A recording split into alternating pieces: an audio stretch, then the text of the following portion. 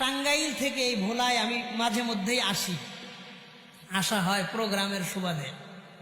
ভোলার মানুষ ফোন করে জিজ্ঞাসা করে, ভালো আছেন যে হুজুর, ভালো আছেন যে?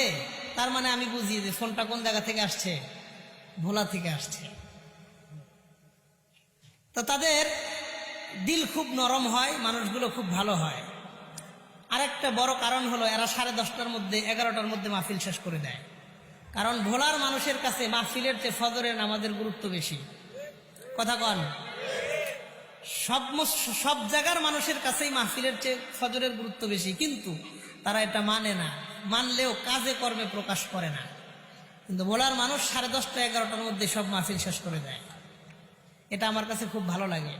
এই জন্য আমাকে যদি কেউ জিজ্ঞাসা করে, হুজুর কোন এলাকায় মাহফিল করে সবচেয়ে বেশি প্রশান্তি পান, তো আমি 1 নম্বরে বলি ভোলা। যদিও আমার দেশ থেকে অনেক দূরে, আমার জায়গা থেকে অনেক দূরে, সবচেয়ে বেশি প্রোগ্রাম করে আমি তৃপ্তি পাই ভোলা জেলায়। কারণ ভোলা জেলার মানুষদের মন খুব সরল সোজা হয়, মানুষদের আন্তরিকতা খুব বেশি হয়। সবাই বলি আলহামদুলিল্লাহ। কারণ আল্লাহর হাবিব বলেছেন, আল বাযাযাতু মিনাল ঈমান, সরলতা মানুষের ঈমানের অংশ। যে ব্যক্তি সরল সোজা হিসেবে দুনিয়াতে জীবনযাপন করবে, নবীজি বললেন ফাশহাদু লাহু বিল ঈমান, তার ঈমান আছে, সেই লোকটা মরার সাথে সাথে আল্লাহ জান্নাত দিয়ে দিবেন। এই জন্য আমরা সরলতার জন্য যদি মানুষ আমাদেরকে ধোকাও দেয়, আমরা কারো ধোকার প্রতিশোধ নিব না, অন্য কাউকে ধোকা দিব না ইনশাআল্লাহ।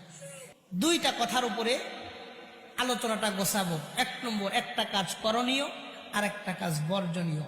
আমরা এই করণীয় বর্জনীয় দুটোটা বিষয় নিজেদের দিব, শুরু থেকেই এই হিম্মত করি, রাজি আছি ইনশাআল্লাহ।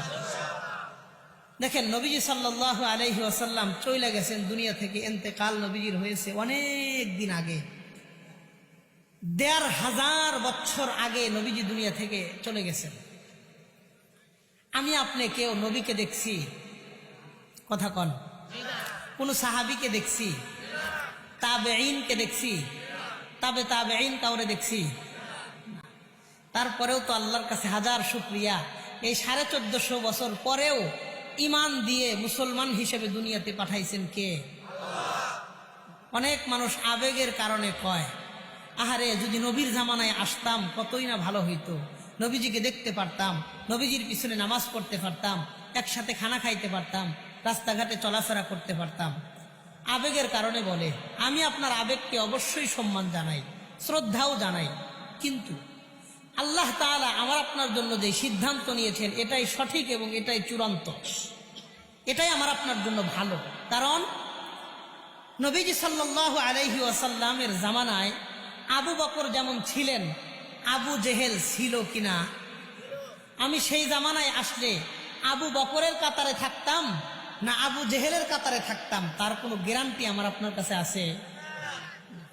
এই জন্য মুহতারাম, আল্লাহ তাআলা আমাদেরকে এই জামানাতেও ঈমান নিয়ে দুনিয়াতে আসার তৌফিক দিয়েছেন, মুসলিম হিসেবে পাঠাইছেন। আবারও বলি আলহামদুলিল্লাহ। তবে যেহেতু নবীজির থেকে অনেক দিন পরে আসছি, দিন দিন পৃথিবীর অবস্থা ভালো হয় না, খারাপ হয়। 20 বছর আগে ভোলায় কোনো গুনাহের অস্তিত্বও ছিল না, এখন প্রত্যেকটা জায়গায় গুনাহের সংখ্যা কমছে না বাড়ছে? ব্যাপক আকারে পাল্লা দিয়ে বাড়তেছে। আল্লাহ আমাদেরকে হেফাজত করেন। নবীজি বলেন, আবু দাউদ শরীফের বর্ণনা, নবীজি বলেন, সাতাকুনু ফি আখির উম্মতি ফিতানান কাকিতাইল লাইলিল মুজলিম, আমার শেষ জামানার উম্মতদের মধ্যে এমন ভাবে ফিতনা আসতে থাকবে, অন্ধকার রজনীর মধ্যে বৃষ্টি পড়লে যেমন বৃষ্টির ফোঁটা দেখা যায় না, আমার উম্মতের মধ্যে এই বিকালবেলা বেঈমান হয়ে যাবে, বিকালবেলা ঈমান থাকবে, সকালবেলা বেঈমান হয়ে যাবে। বলেন নাউজুবিল্লাহ। দেখবেন বহু মুসলমানের সন্তান সকালবেলা নিজের বাড়ি মুসলমান ছিল, পূজা মণ্ডপে গিয়া দুপুরবেলা বিকালবেলা মূর্তির সামনে হাত জড়ো করে মাথাটা নিচু করে দিছে। এমন মুসলমানের অসংখ্য সন্তান বর্তমান সমাজের মধ্যে আছে না নাই? বলেন, মুসলমানদের সন্তান যদি মূর্তির সামনে গিয়া 2 হাত নিচে করে মাথাটা নিচা করে দেয়, তার ঈমান আছে না গেছে? নবীজি বললেন, মানুষ সকালবেলা ঈমান নিয়ে থাকবে, বিকালে বেঈমান হয়ে যাবে, এমন পরিবেশ আসবে। এবং নবীজি বলেন, আসসাবরু ফিহা কাকবজিন আলাল জামরি। শেষ জামানায় গুনাহ থেকে বেঁচে থাকা, হাতের মধ্যে আগুন নিয়ে বেঁচে থাকা বড় সহজ হবে, কিন্তু গুনাহ থেকে বেঁচে থাকা এর চাইতেও কঠিন হয়ে যাবে। হাতের মধ্যে আগুন নিয়ে বেঁচে থাকা সহজ হবে, কিন্তু গুনাহ থেকে বেঁচে থাকা এর চেয়েও কঠিন হবে। আপনি এখান থেকে দৌলত খান যাওয়ার নিয়ত করেন, আসরের পরে বের হবেন। আমাদের এলাকার মা বোনদের যে বেপরদগির অবস্থা, হাজার নিয়ত করেন যে আমি একটা গুনাহ করব না, তারপরেও দৌলত খান গিয়ে আসরের পরে গিয়া ঘুরে আসবেন, একটা গুনাহ হয় নাই, এমন বর্তমানে সম্ভব না? অসম্ভব, অসম্ভব। ইচ্ছায় অনিচ্ছায় মানুষ গুনাহ করে। বাজারে গিয়ে দেখেন, সেলুনে বসবেন চুল কাটার জন্য, গানের আওয়াজের কারণে সেলুনে বসে চুল কাটা যায় না। কথা কন। চা খাইতে বসবেন, এমন বড় বড় টিভি লাগায় রাখছে, ওই টিভির সামনে বসে চাটাও ঠিক মতন খাওয়া যায় না। কথা কন।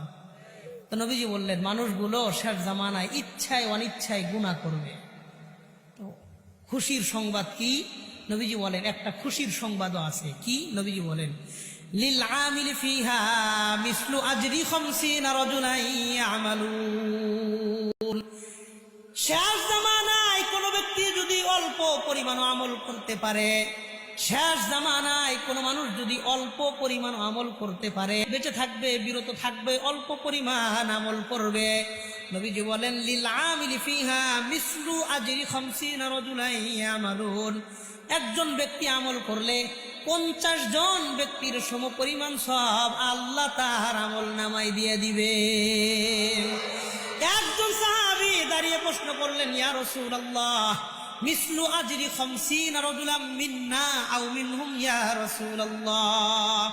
আল্লাহ নবী, শেষ জামানায় এক ব্যক্তি আমল করলে 50 জন ব্যক্তির সমপরিমাণ সব দেওয়া হবে। এই 50 জন ব্যক্তি আমরা সাহাবায়ে কেরামদের 50 জন, না সেই জামানার 50 জন?